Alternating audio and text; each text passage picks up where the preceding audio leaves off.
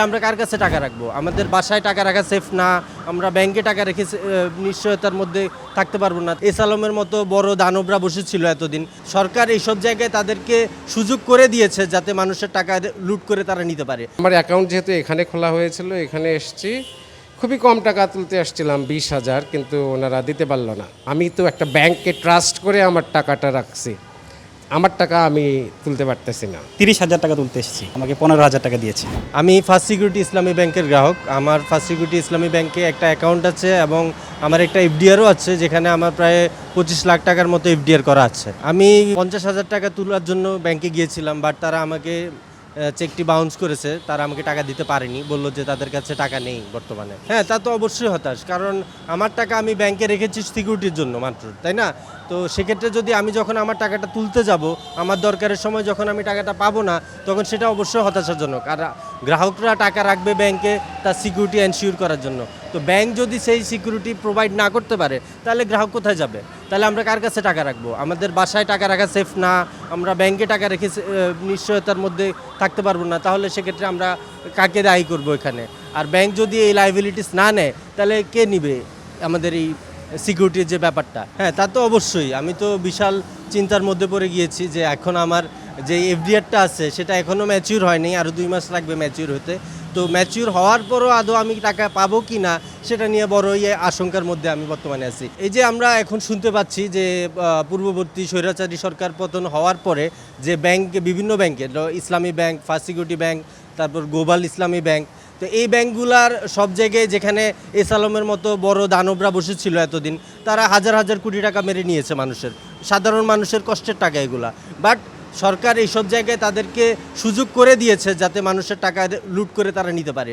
তো আমরা আমাদের বর্তমান সরকারের কাছে এটাই চাবো যে মানুষের জনজীবনের নিশ্চয়তা প্রদান করা এবং মানুষের যে আর্থিক এবং ফিনান্সিয়াল যে সিকিউরিটি প্রদান করা, এটা যেন সুনিশ্চিত করে আমাদের সরকার। এটাই আমাদের প্রাপ্য, এটাই আমরা আমাদের সরকারের কাছে চাই, যাতে এরকম কোনো দানব বা এরকম কোনো দস্যু আবারও এইরকম কোনো পদে গিয়ে আমাদের টাকাগুলা, আমাদের কষ্টের উপার্জনের টাকাগুলা যাতে লুণ্ঠন না করতে পারে। আমার নাম মোহাম্মদ শরীফুল ইসলাম ভূঁইয়া।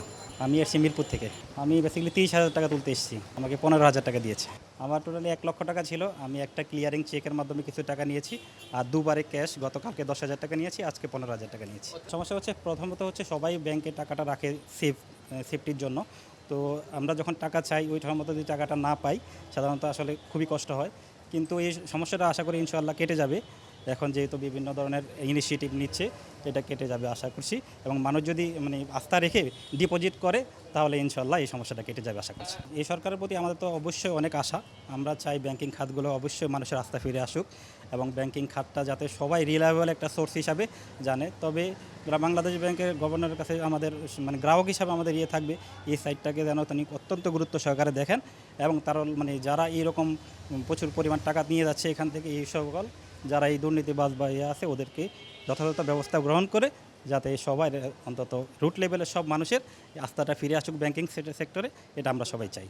আমার নাম মোত্তাকিনুর রহমান ওয়াসেক। সেখানে যেও টাকা পায়নি, তারা বলছে আপনার যেখানে অ্যাকাউন্ট সেখানে যে আপনি ট্রাই করেন। আমার অ্যাকাউন্ট যেহেতু এখানে খোলা হয়েছিল, এখানে এসেছি, খুবই কম টাকা তুলতে আসছিলাম 20,000, কিন্তু ওনারা দিতে পারলো না।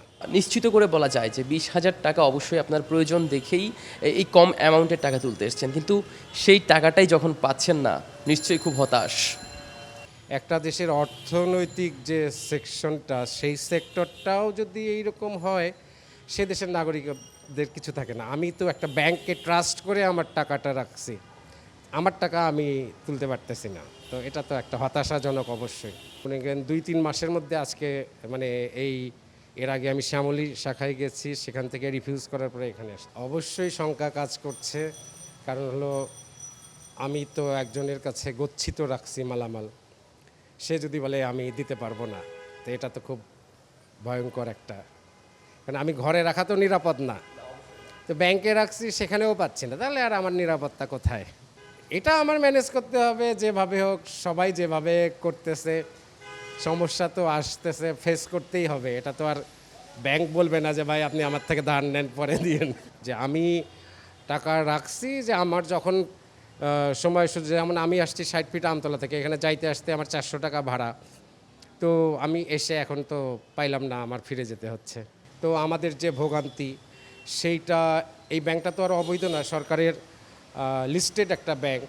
তো তারা কেনই বা তারাই প্রতিকূলতার সম্মুখীন হচ্ছে আর আমরা গ্রাহকরাই কেন ভোগান্তিতে পড়ছি? প্রতিটি নাগরিকের সব ধরনের রাষ্ট্রীয় সুযোগ সুবিধা নিশ্চিত করা তো সরকারের কর্তব্য। তো আশা করছি এটা দূর হবে। দেশে দেশে সবার সাথে দ্য নিউজ।